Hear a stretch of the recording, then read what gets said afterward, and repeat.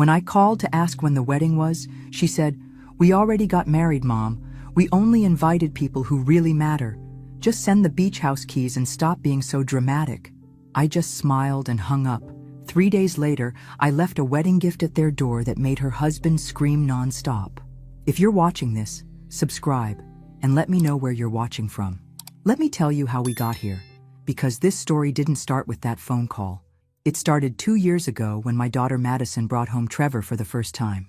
I'm Carol, 65 years old, and until 3 days ago, I thought I knew my daughter. We used to talk every day. She'd call during her lunch break, and we'd chat about everything and nothing. Work gossip, the latest Netflix series, her dating disasters. When she met Trevor, I was genuinely happy for her.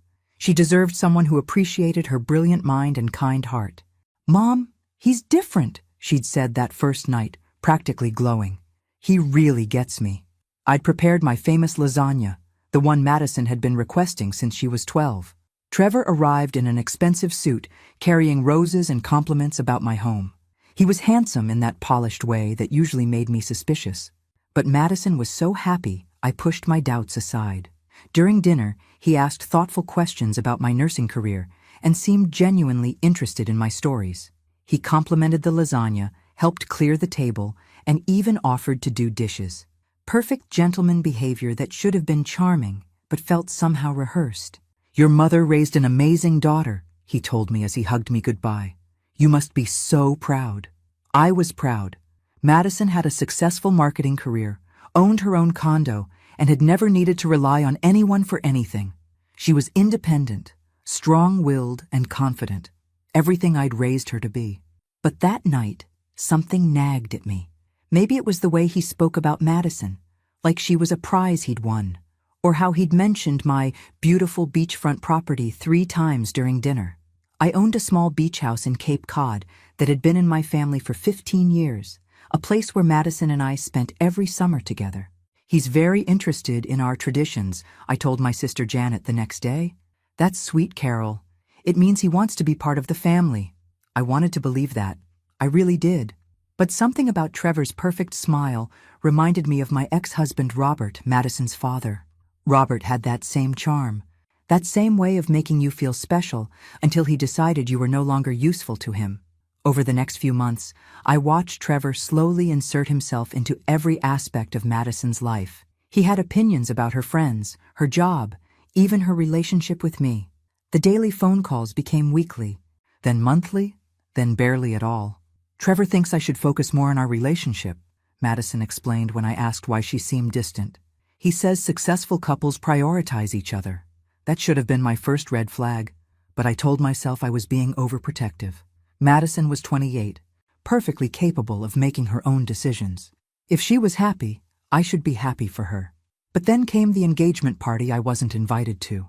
I found out about Madison's engagement the same way strangers did, through Facebook. A photo of her left hand wearing a massive diamond ring, with the caption, "He asked." I said yes, can't wait to start our forever together. 53 likes and counting. Comments from friends and co-workers congratulating her. Not one of them asking where her mother was, because most of them had probably assumed I already knew. I stared at that photo for 10 minutes, my coffee growing cold as I tried to process what I was seeing. My daughter was engaged, and I'd learned about it from social media. I called her immediately. "Oh my God, Mom, I'm so sorry." Madison's voice was breathless, excited. "It just happened last night, and we were so caught up in the moment. Trevor surprised me at our favorite restaurant, and then we went back to his place and called his parents. And it got so late, and I was going to call you this morning, I swear." "Congratulations, sweetheart." I forced warmth into my voice.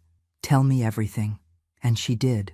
For 20 minutes, she gushed about the proposal, the ring, how romantic it all was, how Trevor's parents had immediately started planning an engagement party at their country club, how they were thinking of a spring wedding. "When's the engagement party?" I asked. There was a pause. "Next Saturday. It's going to be small, just immediate family and a few close friends." "Should I plan to drive down Friday night?" Another pause, longer this time. "Mom, about that. Trevor's family has very specific ideas about these events.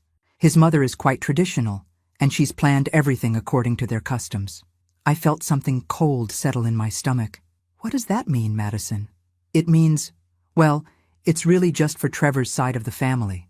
And a few of our couple friends. It's not that you're not important. It's just that they have this way of doing things, and Trevor thinks it's better if we respect that. Trevor thinks. Everything had become about what Trevor thinks. I see. I kept my voice carefully neutral. And what do you think?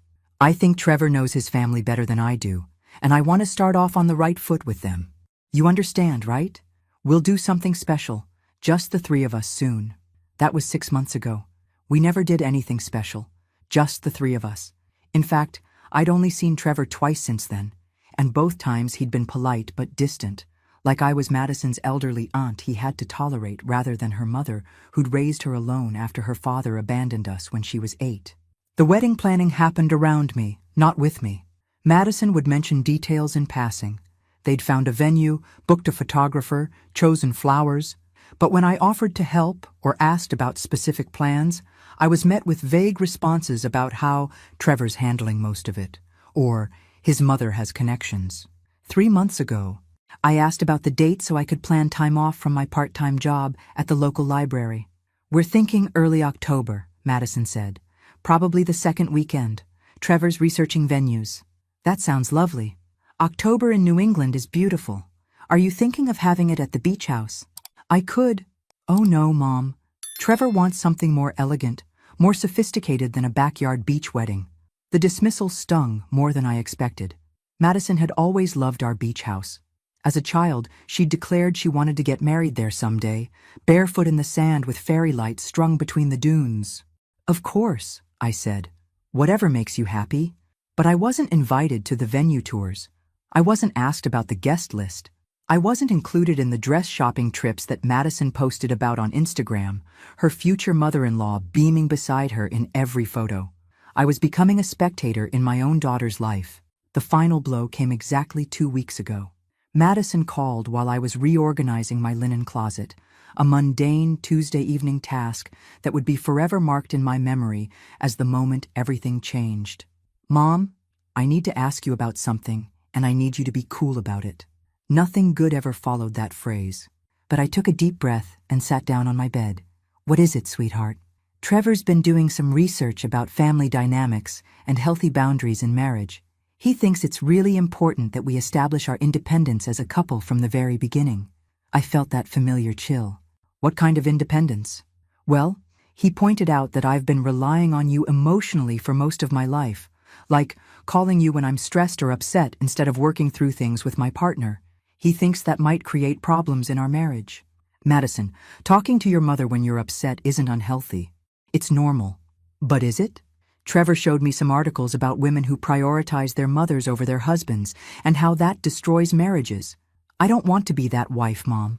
I closed my eyes, recognizing the manipulation for what it was. Trevor was isolating Madison from her support system, and he was making her believe it was for her own good.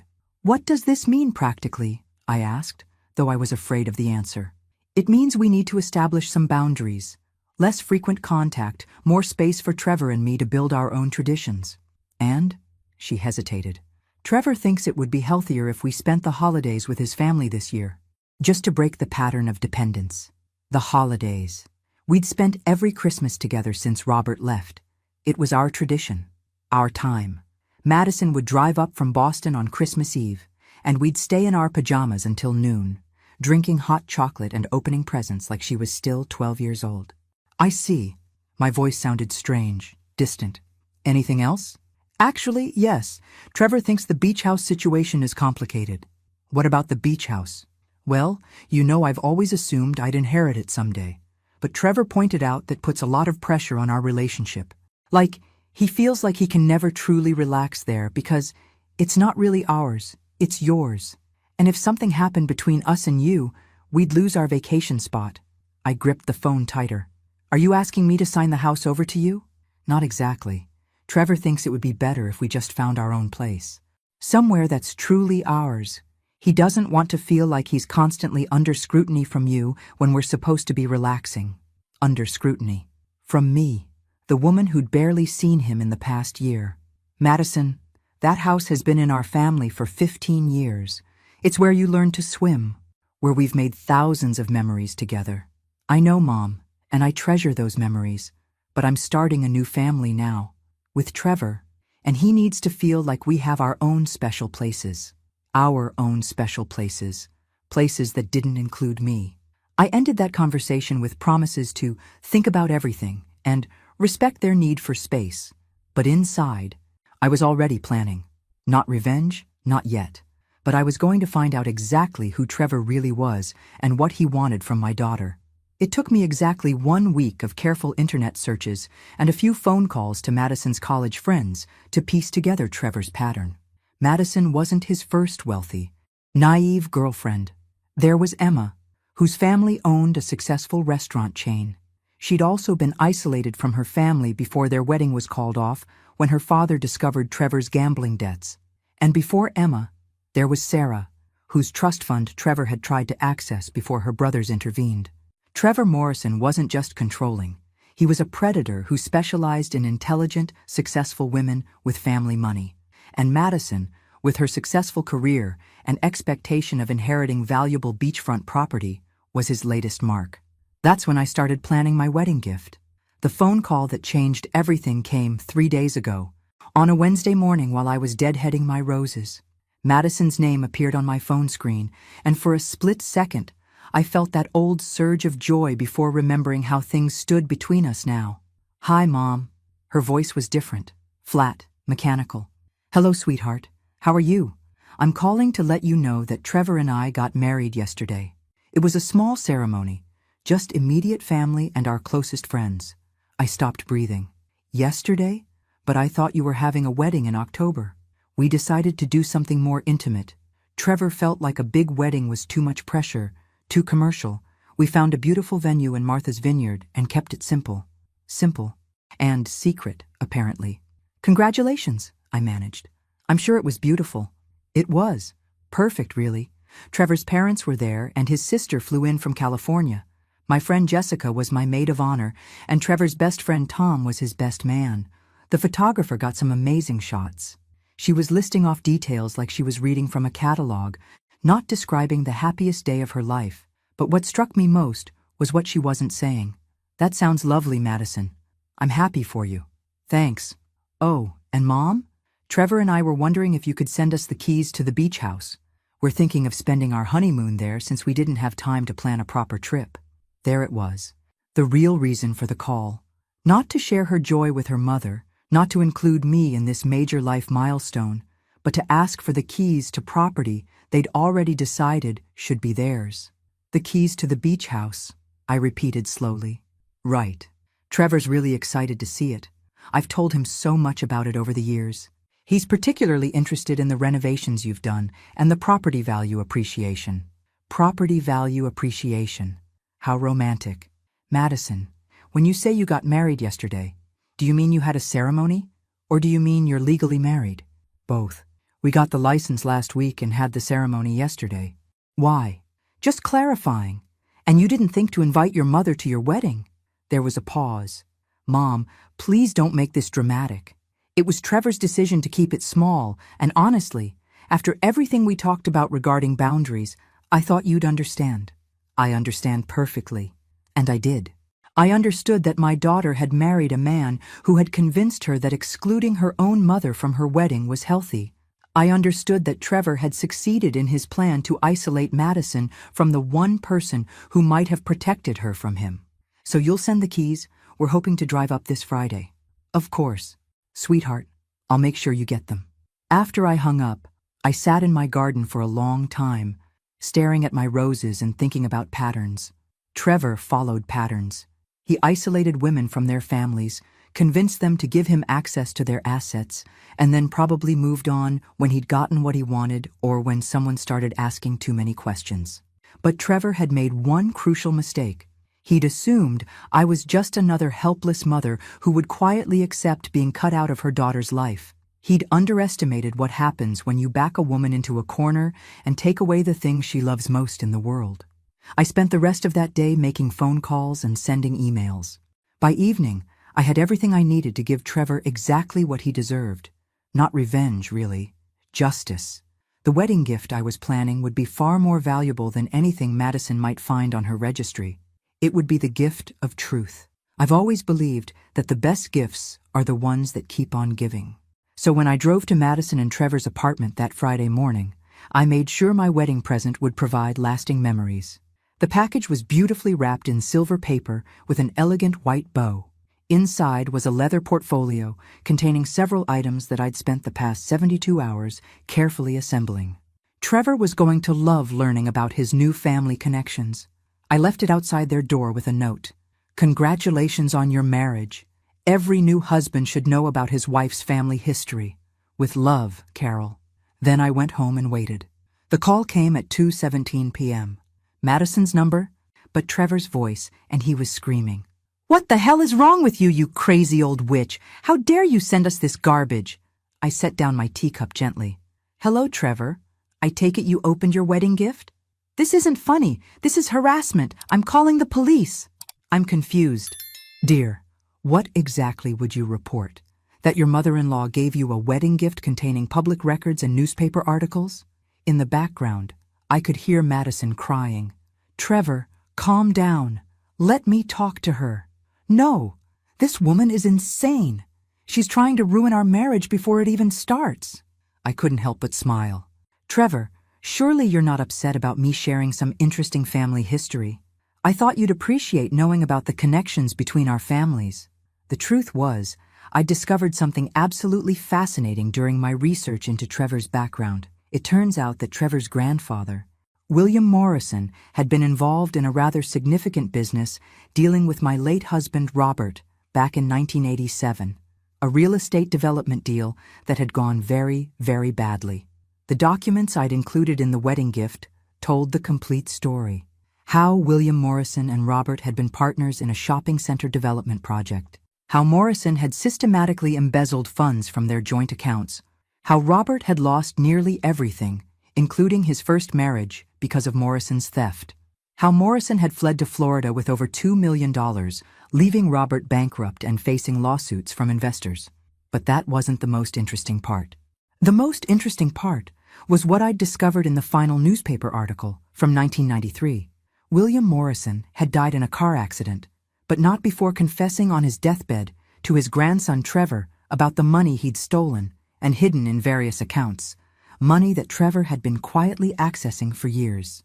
Money that had funded his lifestyle, his expensive clothes, his ability to woo women like Madison without holding down a real job. Money that legally belonged to Robert's estate, which, since Robert had died 3 years ago, now belonged to his only heir, Madison. "Trevor," I said calmly into the phone. "I also included some contact information for the law firm that handled Robert's estate. They're very interested in speaking with you about those offshore accounts your grandfather mentioned in his confession. Apparently, there's quite a bit of money that rightfully belongs to Madison." The screaming stopped abruptly. "You're lying," he said, but his voice had changed. The rage was gone, replaced by something that sounded distinctly like panic. "I never lie, dear. I'm a retired nurse. We're trained to be very precise about facts. But don't take my word for it. I'm sure your grandfather's lawyer in Miami will remember you. Mr. Rodriguez has been very helpful in tracking down the paper trail." I heard Madison in the background asking what was happening, what money I was talking about. "Oh, and Trevor? The beach house keys are in the portfolio too. Consider it my wedding gift to both of you.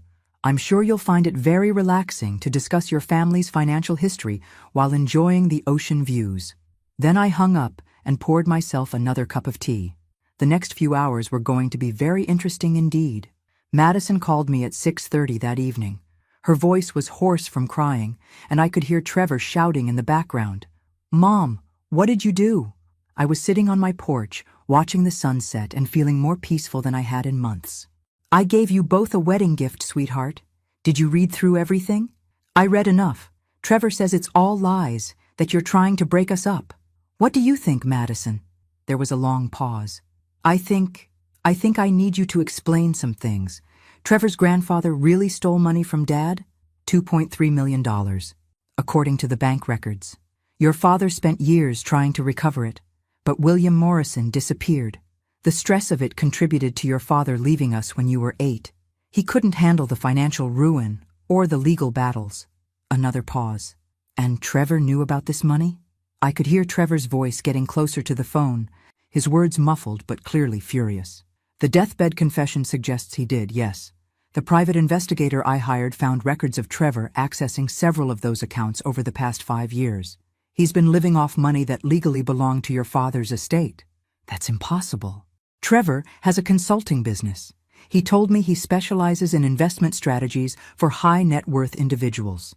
My heart broke a little for her. Madison, when's the last time you saw Trevor actually work? When's the last time he had a client meeting, or took a business call, or showed you a contract? Silence. In the background, I could hear Trevor demanding that Madison hang up the phone. The law firm wants to meet with you, sweetheart. As Robert's heir, you have a legal claim to that money plus interest. They estimate it's worth nearly $4 million now. $4 million. Madison's voice was barely a whisper. Trevor married you 3 days after I hired the private investigator. The timing seems rather coincidental, don't you think? Now I could hear Trevor clearly. He was telling Madison that I was lying, that I was jealous of their happiness, that I was trying to destroy their marriage because I couldn't stand to see her happy. Madison, I said gently, ask yourself this. If none of this is true, why is Trevor so upset? If his grandfather was innocent, wouldn't he want to clear his family's name? Wouldn't he be curious about getting justice for what happened to your father? The line went quiet except for the sound of Madison breathing. There's something else, I continued. The private investigator also found records of 2 previous engagements, Emma Chen in 2019 and Sarah Walsh in 2021. Both engagements ended when their families discovered Trevor's financial deception. Both women had family money. Both were isolated from their support systems before the truth came out. Stop, Madison whispered. I have their contact information if you'd like to speak with them. I said stop. The line went dead.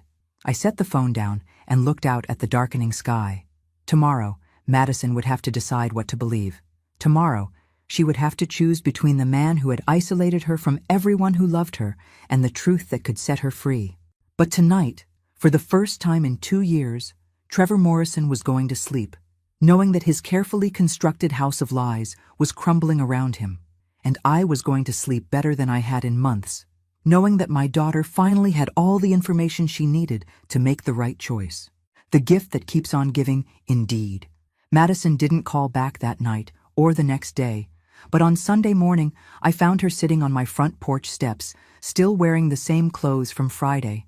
Her eyes were red and swollen, her hair unwashed, and she looked like she hadn't slept in days. Tell me everything, she said without even saying hello. I made coffee and we sat at my kitchen table, the same table where she'd done homework as a child, where we'd planned her college applications, where we'd shared 1,000 conversations about everything and nothing. Now we were going to talk about how the man she'd married was a fraud. Trevor left yesterday, she said, staring into her coffee cup. Packed 2 suitcases and said he needed time to think. He told me you were poisoning our marriage with lies, and that if I believed you over him, then maybe we weren't meant to be together. Classic manipulation. Give the victim an ultimatum that makes them feel responsible for the relationship's failure. Where did he go? I don't know. He turned off his phone. But Mom, she looked up at me with tears in her eyes. I found something. Madison pulled out a manila folder from her purse. After Trevor left, I went through his things, his laptop, his desk, everything. I found these. She spread out printed emails across my kitchen table. They were correspondence between Trevor and someone named Marcus Webb, discussing the Morrison inheritance and maintaining access to offshore accounts. The dates went back 2 years, long before Trevor had even met Madison. There's more, Madison said, her voice getting stronger. I called Emma Chen yesterday. The woman from your private investigator's report. I raised an eyebrow. What did she tell you? Everything. How Trevor isolated her from her family, convinced her to put him on her bank accounts, even had her write a will leaving everything to him. Her father hired a detective and discovered Trevor's pattern. When they confronted him, he disappeared overnight. Madison pulled out her phone and showed me a text message thread. Emma put me in touch with Sarah Walsh, too. Same story, Mom. Exact same pattern. He finds successful women with family money, charms them, isolates them from their support systems, and then gains access to their assets. I reached across and squeezed her hand. I'm so sorry, sweetheart. Don't apologize. You tried to warn me, and I chose not to listen. I chose to believe a man I'd known for 2 years over the mother who raised me. She wiped her eyes with the back of her hand. Emma told me something else. She said Trevor actually researched us before he even accidentally met me at that coffee shop. He knew about the beach house, knew about Dad's financial troubles, knew about you being a widow. The coffee shop meeting. Madison had always thought it was fate that she'd literally bumped into Trevor, spilling coffee on his expensive shirt, leading to their first conversation. Turns out fate had nothing to do with it. What are you going to do? I asked. Madison looked at me with an expression I hadn't seen since she was 12 years old and had decided to stand up to a bully at school. Determined, fierce, ready for a fight. I'm going to destroy him, she said simply, but I'm going to need your help. For the first time in 2 years, my daughter was asking for my help instead of pushing me away. And for the first time since this whole nightmare began, I smiled with genuine happiness. Tell me what you need. The plan we developed was beautifully simple. Trevor would come back eventually. Men like him always do when they think the crisis has passed. He'd apologize, promise to change, maybe even claim he'd been confused or overwhelmed by the accusations. He'd try to smooth things over and get back to his original plan of accessing Madison's assets. But when he came back, we'd be ready for him. Madison called the law firm that Monday and met with Robert's estate attorney, Patricia Winters. The news was even better than I'd hoped. Not only did Madison have a legal claim to the money Trevor's grandfather had stolen, but because Trevor had been accessing those accounts while knowing they contained stolen funds, he could be charged with criminal conspiracy and money laundering. The statute of limitations on the original theft has expired, Patricia explained to Madison over the phone, but your husband's recent access to those accounts resets the legal clock. He's essentially been receiving stolen property for years. Patricia also connected Madison with a federal investigator who specialized in financial fraud. Agent Jennifer Liu had been tracking Trevor's pattern for months, building a case based on complaints from Emma and Sarah's families. We've been waiting for the right opportunity to move forward, Agent Liu told us during a conference call. Your situation provides the final pieces we need. If you're willing to cooperate, we can set up a controlled operation. Madison agreed immediately. She wanted Trevor held accountable, not just for what he'd done to her, but for what he'd done to Emma and Sarah, and who knows how many other women. Wednesday afternoon, Trevor texted Madison. Can we talk? I miss you. I'm ready to come home. Madison showed me the message. Should I respond? Tell him you miss him too, and that you're sorry for doubting him. Tell him you realize I was just jealous and trying to cause trouble. She typed the message, her jaw clenched with anger, but her words perfectly crafted to appeal to Trevor's ego. He responded within minutes, saying he'd be home by Friday evening and that they could start fresh. Agent Liu briefed us Thursday morning. The apartment will be monitored. Madison, you'll be wearing a wire, and we'll have agents positioned nearby. All you need to do is get him to admit he knew about the stolen money and that he married you to gain access to your inheritance. What if he doesn't confess? Madison asked. Then we proceed with the financial evidence we already have, but a recorded confession would strengthen the case significantly and help us pursue charges related to his other victims. Friday evening came faster than I expected. I sat in my living room, supposedly reading a book, but actually staring at my phone, waiting for updates. Agent Liu had given me a number to call if Madison needed help, though they assured me the apartment was completely secure. At 7:43 p.m., my phone buzzed with a text from Madison. He's here. At 8:15 p.m., he brought flowers and wine, playing the perfect apologetic husband. At 8:52 p.m., he's talking about planning a real honeymoon, asking about accessing my savings account for deposits. At 9:31 p.m., got him to admit he knew about the offshore accounts. FBI moving in now. I set down my phone and poured myself a glass of wine. Trevor Morrison's predatory career was officially over. But somehow, I suspected the most satisfying part was still to come. The local news picked up the story by Monday morning. Local man arrested in multi-state financial fraud scheme was the headline in the Portland Press-Herald. They didn't mention Madison by name, referring to her only as the most recent victim. But Trevor's mugshot was prominently displayed. He looked exactly like what he was, a a common criminal whose charm had finally run out. Madison came over for lunch that day, bringing Chinese takeout and looking lighter than she had in months. "Agent Liu called this morning," she said, unpacking containers of lo mein and sweet and sour chicken. "Trevor's been formally charged with conspiracy, money laundering, and fraud across multiple states. His bail was set at $500,000. I nearly choked on my tea. $500,000? Apparently he's considered a flight risk since he has access to offshore accounts and a history of disappearing when confronted. His parents can't afford the bail, and his accounts have been frozen pending investigation." We ate our lunch in comfortable silence for a few minutes before Madison spoke again. "Mom, I need to ask you something, and I need you to be honest." I set down my chopsticks. "What is it? How long did you know? How long did—" "About Trevor's pattern? About what he was really after?" I considered lying or softening the truth, but Madison deserved honesty.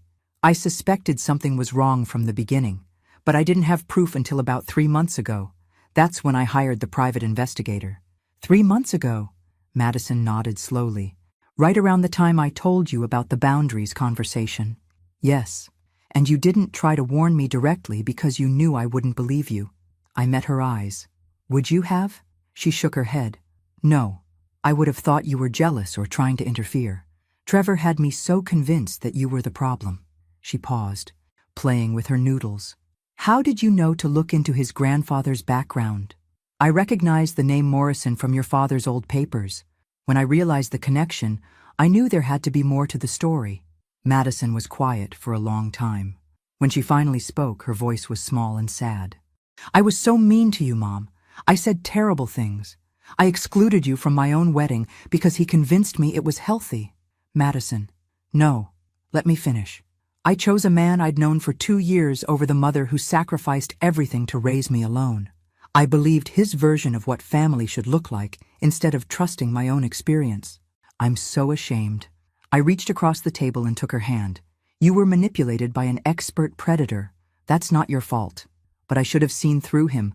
I'm smart, educated, successful. How did I fall for it? Because he targeted those exact qualities.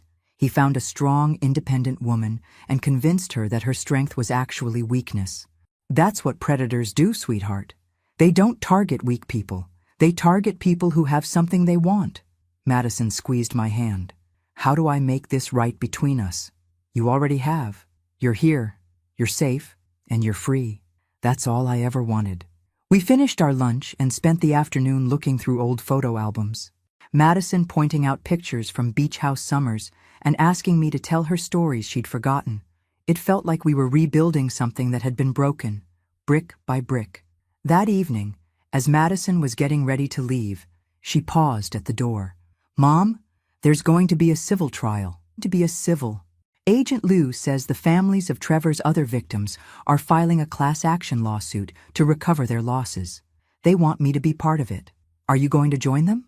Madison smiled, and for the first time in 2 years, it was the fierce, determined smile I remembered from her childhood. "Oh, absolutely. I'm going to make sure Trevor Morrison never has the opportunity to hurt another woman again." That's my girl, I thought. Welcome back. The trial began 6 weeks later, and it was everything I could have hoped for. Patricia Winters had been right about the money. Madison was entitled to nearly $4 million in recovered assets, plus interest and damages. But more importantly, the prosecution had built an airtight case against Trevor that exposed his entire operation. Emma Chen flew in from Seattle to testify, looking confident and professional in a navy blue suit.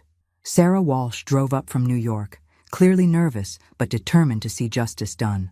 Together with Madison, they painted a picture of a systematic predator who had refined his technique over years of practice.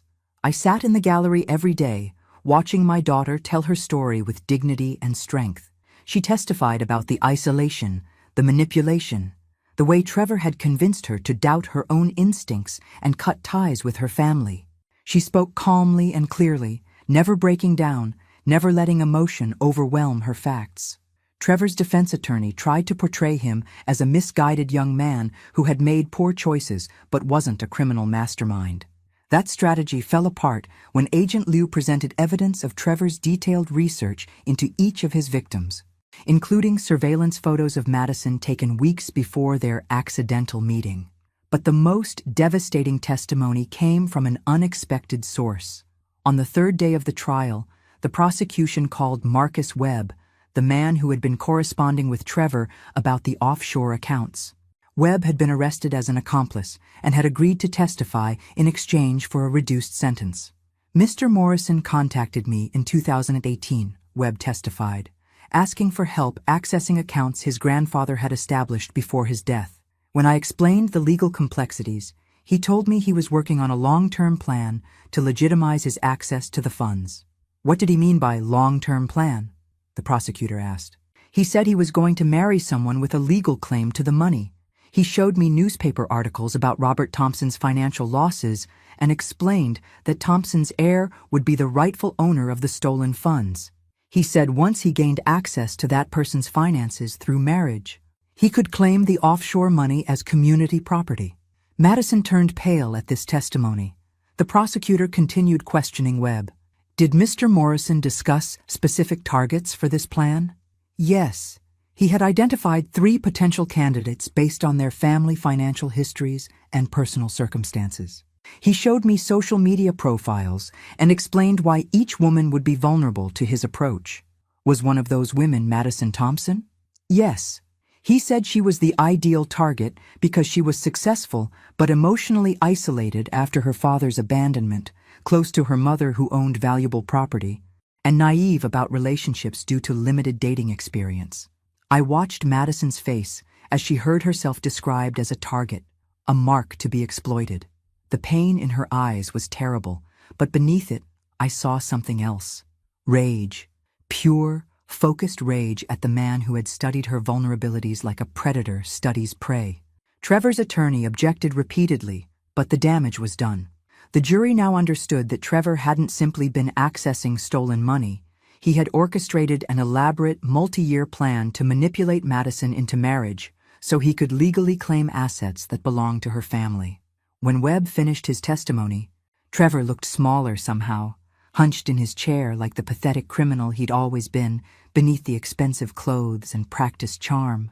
The jury deliberated for less than 3 hours, guilty on all counts. The words echoed through the courtroom as Trevor Morrison's carefully constructed world collapsed around him.